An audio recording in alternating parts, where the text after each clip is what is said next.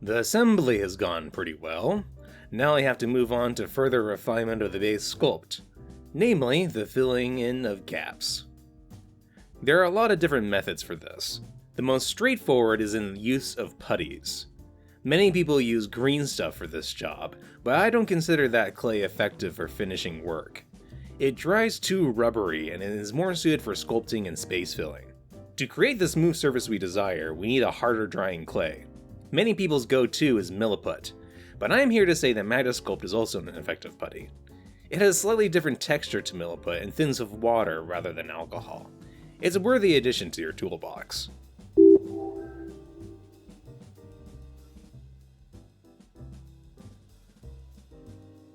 With a few sculpting tools, I work to close the gaps across the model. I create some snakes with my hands and lay them into the gap, then mash them into place with a tool. The goal is to make the model seamless, as if it were always a single piece.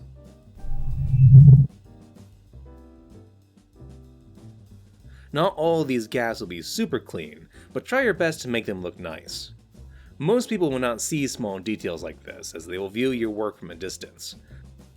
But details like gaps and mold lines reflect the passion and care of the creator, or lack thereof.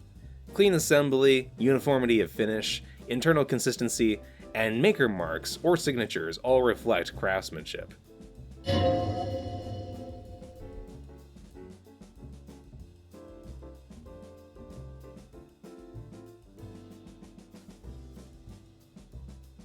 It's sometimes a good idea to use modeling paste to fill in the smaller gaps that putty doesn't do as good a job with, but be mindful of how the paste dries.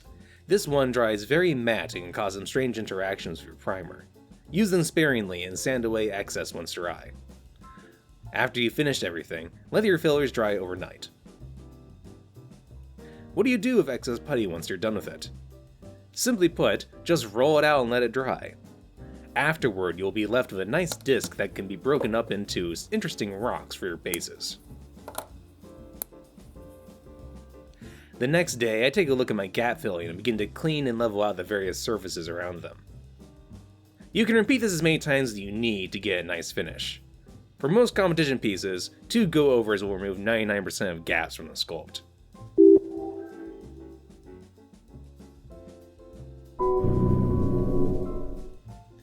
I need a serious handle for the next stages of this piece. While some people paint without a handle, I implore you to use one. Your hand will stabilize when it's not tensing to hold onto a base. In addition, your hand and wrist will begin to suffer only after a few sessions of doing this, to say nothing of this thick bitch will do it in a few minutes. So I have to pin the model to a chunk of wood so I have something sturdy to hold onto. These wooden blocks are my go-to handles. They are light, cheap, and grippy. I can pin into them at any angle I need, and they cost next to nothing from a craft store. I turn my mind to the presentation of the piece. I see many people bring work to competitions with no regard for how the figure will look amongst the rest of the entries. Many stick their work upon a simple gaming round and call it finished. This is completely asinine to me. Sticking a model upon a simple gaming round presents the figure for what it is, a toy. It neglects the spirit of the work and what beauty lies in our medium of miniatures. The beauty of our hobby is twofold. One is in the density of detail and craftsmanship on very small canvases. The other is the spirit they evoke, miniature worlds capable of being held in the hand. The feeling of life and verisimilitude that the scene suggests. To create this feeling, you need to include specific ingredients. For most of us, it's in the fundamentals of art. Painting technique, basing, storytelling, sculpting, and yes, presentation. No one of these elements can be traced to be the sole factor for this effect, but it's clearly evident in great work. The je ne sais quoi of the piece that gives it its distinct aura. Furthermore, competitions can have upward of 100 entries in a single category. To make the work of the judges that much easier, many competitions will make an impressionistic run around of the entries to see what models stand out.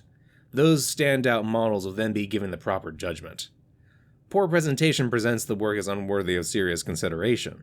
After all, if even the person who made it didn't think it was worthy of looking nice, why should a judge consider it? There's nothing wrong with a simple plastic round, but for your own sake, don't just leave it at that. What are your options for this? Well, anything really. A base can be as complicated or integral to the whole of the work as the painting process, but you don't have to do any of that. Clean execution of a simple idea is more than enough.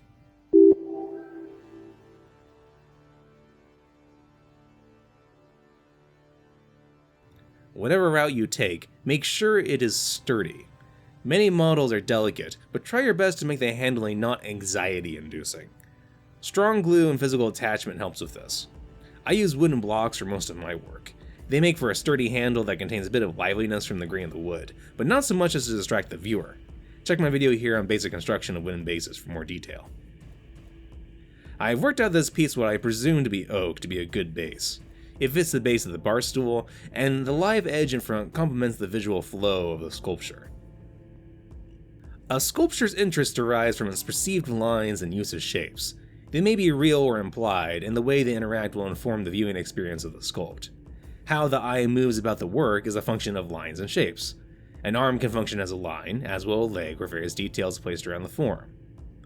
With a bit of know-how of the interaction of these lines, the sculptor creates various sensations and visual flow. The more complexity in this flow, the greater the quality, at least in this man's opinion. The swoop of the base complements the implied curve of the figure's shoes, which creates a pleasing curve into the forward shin of the main body. This line flows through into the belly and into the forearm, and then finally moves into the face.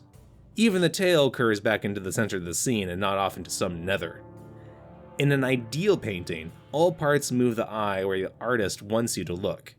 No matter where the viewer starts seeing the sculpture or the painting, your goal is to push them where you want them to look. But you can only do so much of a bare sculpt. To really direct the eye, you need the help of some drawing and painting. But that is the tale for next time.